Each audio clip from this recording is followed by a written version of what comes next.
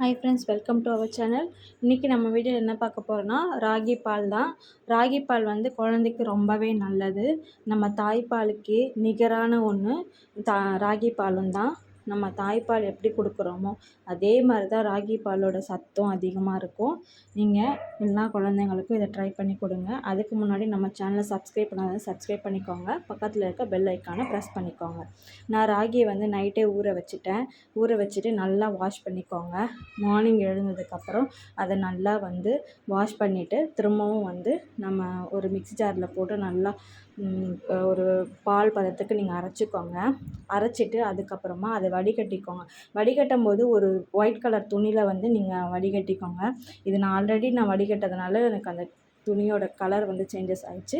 So நீங்கள் நல்லா white colour துணியை எடுத்து அதில் வந்து நல்லா வடிகட்டி நல்லா பிழிஞ்சிட்டு அதுக்கப்புறமா ஒரு பாத்திரத்தில் நீங்கள் மாற்றிக்கோங்க.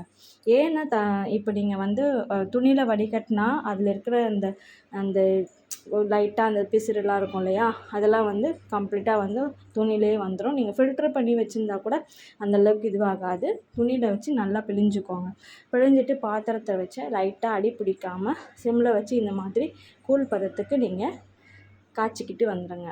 அவ்வளோதான். நீங்கள் சுகர் எதுவுமே ஆட் பண்ணாதீங்க. சில குழந்தைங்க சுகர் இல்லாமலும் சாப்பிடுவாங்க, சில குழந்தைங்க சுகரோடையும் சாப்பிடுவாங்க. ஸோ குழந்தைக்கு எப்படி கொடுக்கணுமோ அவங்களுக்கு எப்படி பிடிக்குதோ அதுக்கேற்ற மாதிரி கொடுங்க. ஆனால் சுகர் அவாய்ட் பண்ணிக்கோங்க. மேக்ஸிமம் சுகர் இல்லாமலே நீங்கள் கொடுங்க. அவ்வளோதான் ஃப்ரெண்ட்ஸ். இதுதான் நான் என்னோடய குழந்தைக்கு நான் கொடுத்துட்ருக்கேன். என்னோடய வீடியோ உங்களுக்கு பிடிக்கும்னு நினைக்கிறேன். பிடிச்சிருந்தால் லைக் பண்ணுங்கள், ஷேர் பண்ணுங்கள், மறக்காமல் சப்ஸ்கிரைப் பண்ணுங்கள். அப்போ தான் நான் டெய்லி போடுற வீடியோ உங்களுக்கு நோட்டிஃபிகேஷன் வரும். தேங்க்ஸ் ஃபார் வாட்சிங். பாய்.